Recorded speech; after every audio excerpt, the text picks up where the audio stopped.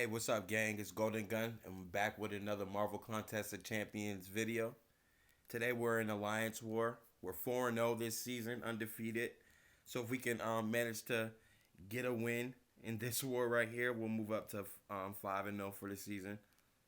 Our our leader, shout out to MightyMouse. His goal for the Alliance this season is to take us from Gold 3 into Gold 2. So we're trying our best to follow through for him.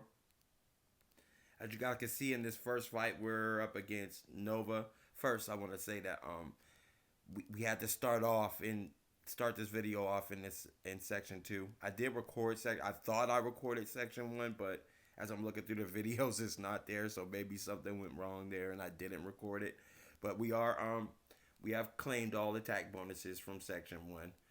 We ended up we did use Claire for one fight, and then we used Corvus Glaive for the other fight in section 1 so that we can get one charge for Corvus Glaive. So Corvus Glaive has already got one charge, and this is the second fight for Black Widow Clairvoyant.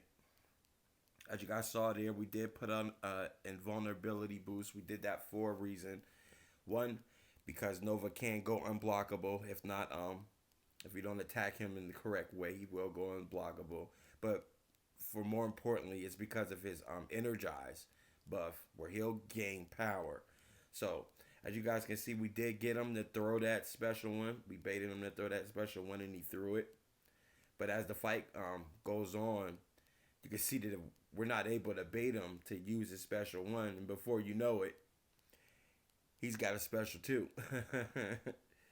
So I mean, we did get him to throw a couple special ones, but after, I think that was the last one right there, he just threw. And then from there, he's just going to use the energized buff to keep gaining power. As you can see, he's now crossed over into the special 2.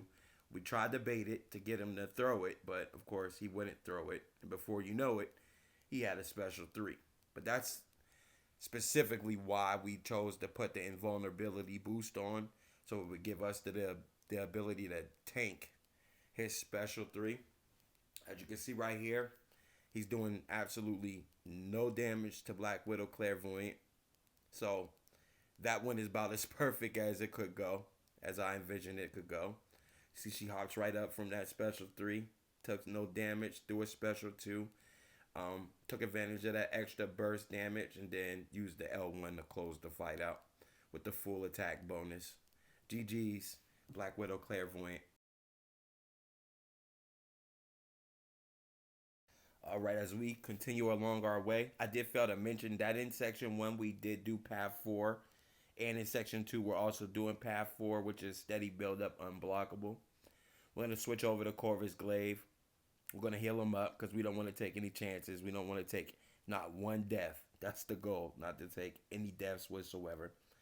We're also going to switch off that invulnerability boost because we're not worried about running into a special 3, nor Sentinel going unblockable. But we are going to use Corvus, 1 for the class bonus, and for 2 to pick up another mission, which is to knock out a tech champion. So we're going to use him up against this tech Sentinel. We do on the cosmic power boost, allow him to gain back a certain percentage of his power when using a special 2 or special 3.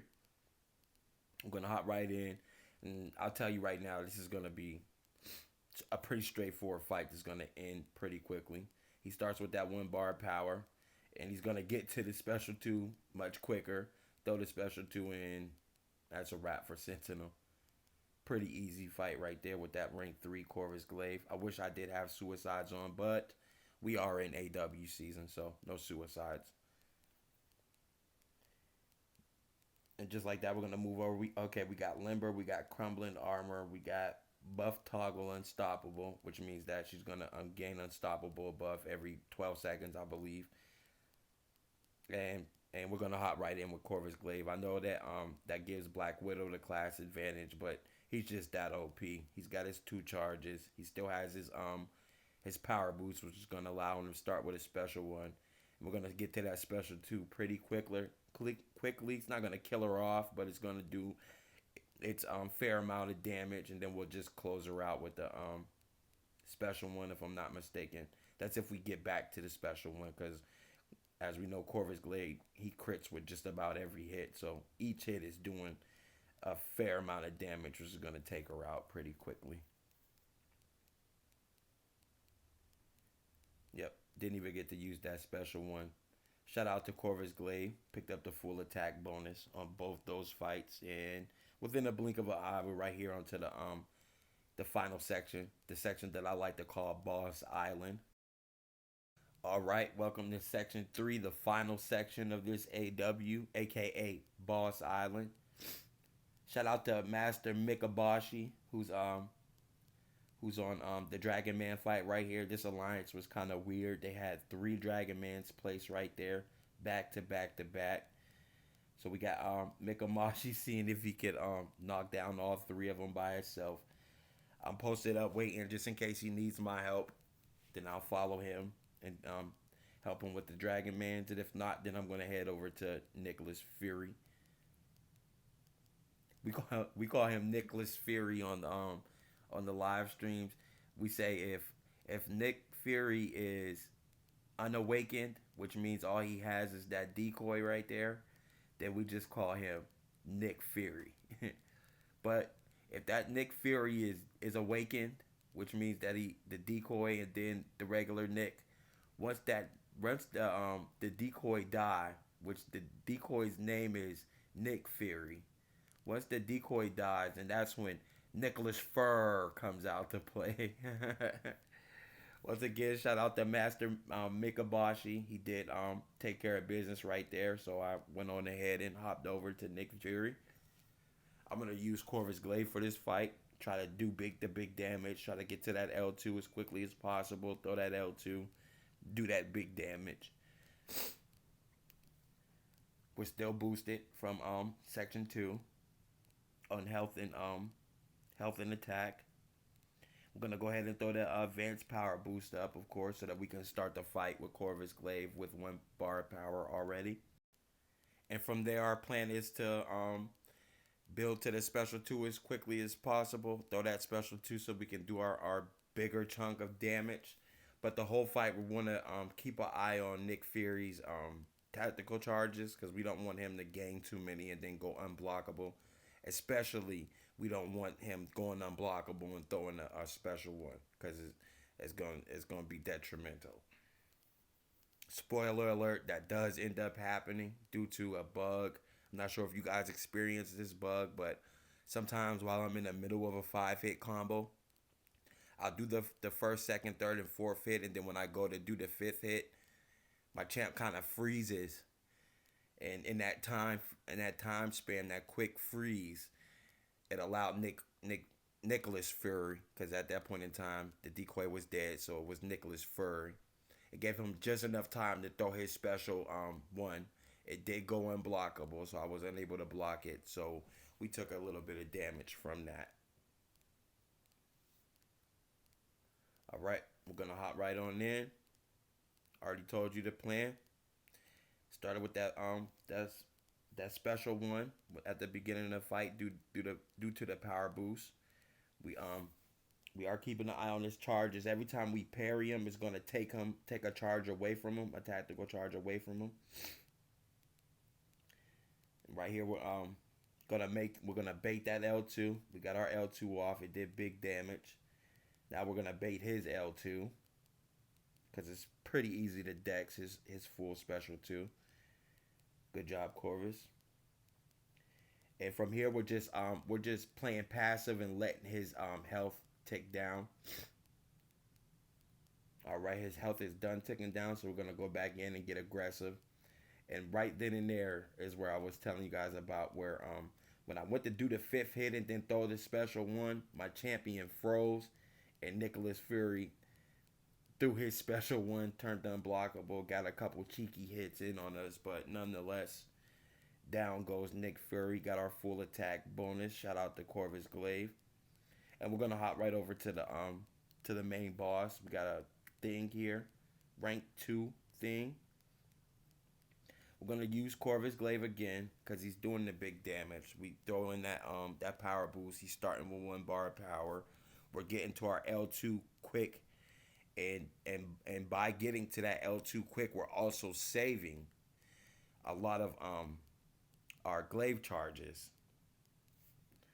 So we're able to get a couple of specials in and a bunch of crit hits in on thing without losing our glaive's immunity. We go ahead and of course we heal him back up because this is the boss, and the goal is to get the one shot. So we're gonna heal up Corvus Glaive. We still got our boost on. I still got the power boost on too. So instead of wasting it, I went on ahead and started the fight pretty quickly. Of course, this thing is on boss node, so we stun immune and everything that comes with being placed on the boss node in AW. We want to make sure we keep an eye on this rock stack. As you can see, we done took him up to 15, and we want to make sure that when we push him to 15 rock stacks, he also has enough power to be able to throw a special.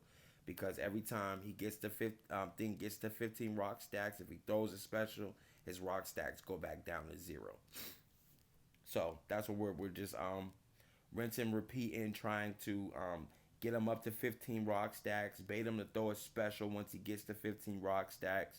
Once those rock stacks reset, go back in and do the same exact thing.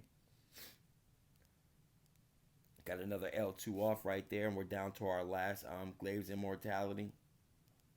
It was kind of good that he knocked us out because we were able to get a couple hits in right there, get a little bit of power while the Immortality was still active. We got a couple of these things off before we just said, screw it, we need to get some space. So we went on ahead through the special one.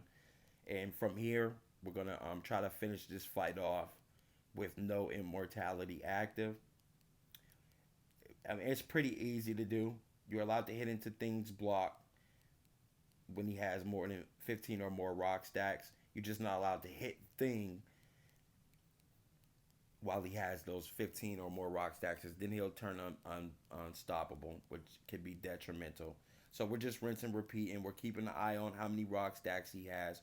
We're trying to time it so that when we do push him to 15 rock stacks, he has at least one bar of power, so that thing can throw that bar of power and activate that bar of power and then reset his rock stacks back to 0, which he just did right there. And we went back in, got the kill. Nice clutch up right there after being pummeled in the corner by Thing. We recovered using that special one, got us some space, and then from there just played it as safely as possible. Looking at the stats here, as you can see, we're pretty much dominating these guys. So it's looking really good that we're gonna be able to pick up our 5th win of the season and remain undefeated. All right, to wrap this video up and take a look at the results, we did as good as we anticipated. We beat these boys pretty handily. They didn't even take down any of our bosses. I want to take a quick second to shout out our top 3 MVPs for this war. We got MVP number 1, Mellow 2. We got MVP number 2, Eyes on the Fries. And MVP number 3, Master Mikabashi. We'll also hop over here to the overview. Check out where I finished. I finished as the 7th top contributor for this war. I'll take it. We had 8 defender kills, 6 attacker kills, and most importantly, we remain undefeated. It's going to wrap up this video, and we'll see you guys next AW.